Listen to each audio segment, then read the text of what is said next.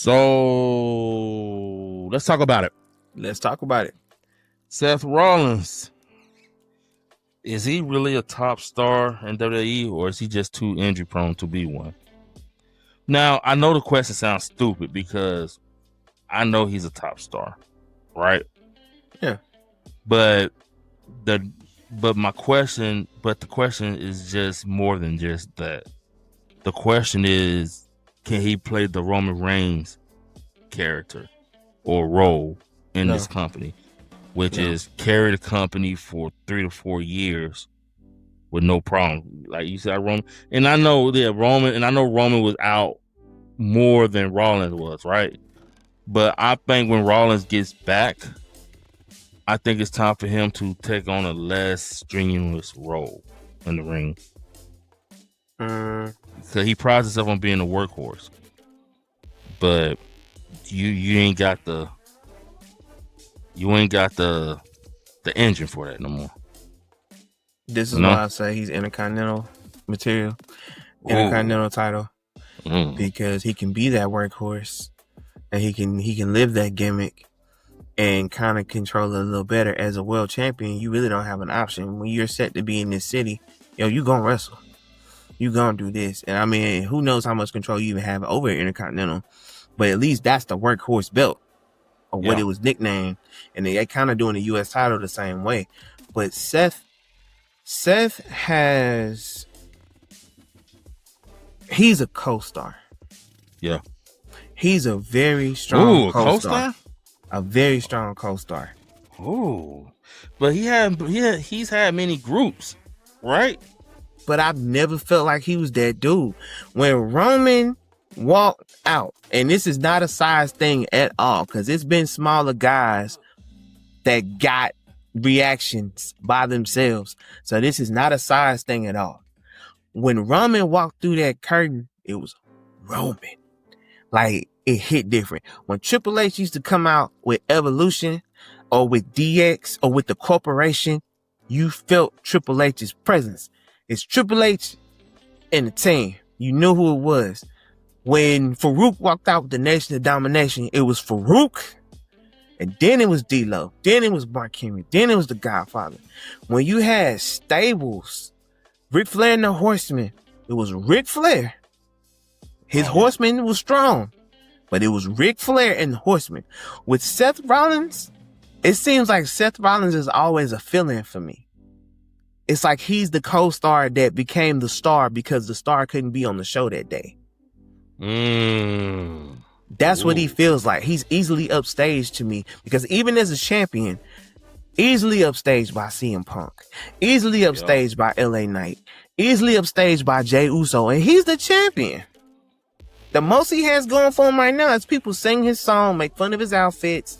He can wrestle. He can definitely wrestle. We know that. But it's just, and I felt this way ever since they did the authority thing when they gave him the belt. I felt this way then. I'm like, Seth just don't feel like the guy. And it's nothing personal. It just doesn't feel like the guy. I feel you. He feels like a strong co-star. Just kind of like, and I ain't gonna lie, I used to feel this way about Edge, but Edge changed my opinion. Yeah. I used to feel that way about Edge. He changed my opinion. Gotcha. But Seth has yet to change my opinion, and I don't know if it's the characters that they always choose for him or how they choose his groups or what, but it's just something hasn't clicked for me to where he feels like. I thought the vision, the way they were setting it up, so you felt like even in the vision he was upstaged? Yeah, he was upstaged by Braun. Let's keep it a buck. He was upstaged by Braun Breaker, and Braun Breaker didn't even speak half the time. Upstaged by Paul Heyman, the manager. Yeah. I mean, Seth.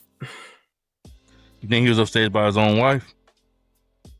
Oh, man. This is what I'll say, man. I feel like he can't carry on the Roman Reigns role or even the Cody Rhodes role, right? because that's another one. Like, yes, he was World Heavyweight Champion, but we all know who the guy was. Exactly. Whether it was Cena or Cody Rhodes, we knew who the guy was, right? And I think he was on his way after beating him at Perth. And I think they was about to get ready to set him up to do that. And it just sucked his injury once again. It's going to cause him to get a setback. I mean, it sucks. It does suck. I don't wish that on nobody. It's like, whether I'm a huge fan of yours or not, I don't wish injury on nobody, because that's how you feed your family. And that messes with your momentum and your heat that you have going at the time. Yeah. In this case, it destroyed whatever plans they had for the vision. Yeah. Originally. So that does suck, because maybe this was going to be the situation that changed my mind. Maybe this was going to be his edge moment for me. But because of this, to me, he is still not the guy. Man. They can sing the song all they want to. They can chant as long as they want to chant. That is great. We still yeet. But there's people who don't believe Jey Uso is the guy anymore. Yeah.